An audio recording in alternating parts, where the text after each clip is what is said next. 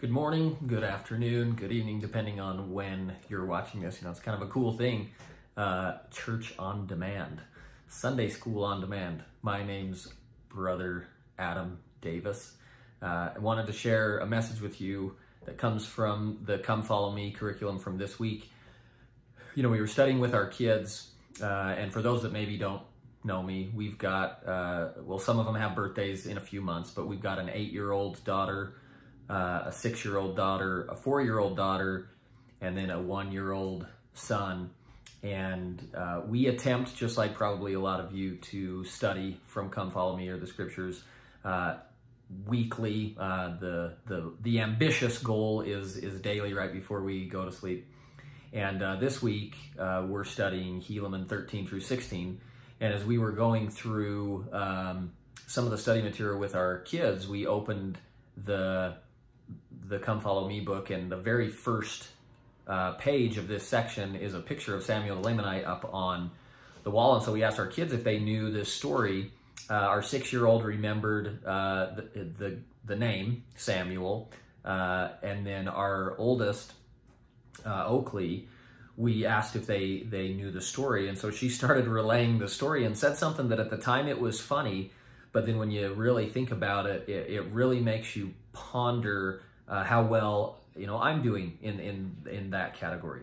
So she started relaying the story of Samuel the Lamanite, and so we asked, as she was going through it, we said, so why didn't the arrows or the rocks hit Samuel the Lamanite? And she says, because of his invisible Jesus force field. And of course we had to smile and kind of laugh at that, but then after the fact and preparing this message today, it really made me think, how is my invisible Jesus force field doing? And, do I have that with me all the time? Or is that something that I've kind of let slip a little bit?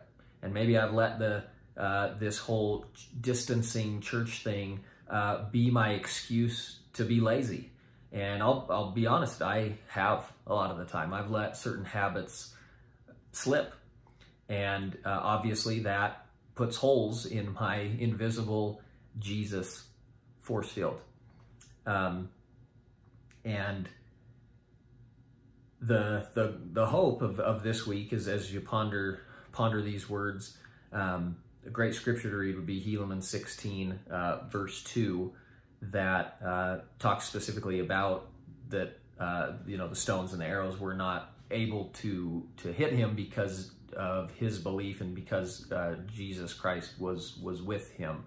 And so to go throughout this week and think of ways that I can build that force field to protect myself, especially in times like these.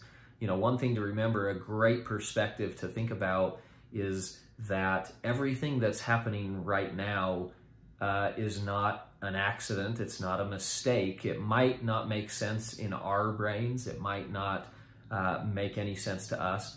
But thank goodness for a testimony of the gospel. Thank goodness for a belief and a deep faith that there is a larger plan and someone much more wise than any opinion or anything that I could possibly come up with on my own, that there's somebody that knows all things, that this is not an accident. Our Father in heaven didn't fall asleep and the alarm clock didn't go off and he wakes up in, a frantic rush, comes and checks on what's going on in the United States or the world right now and is like, oh my gosh, what happened?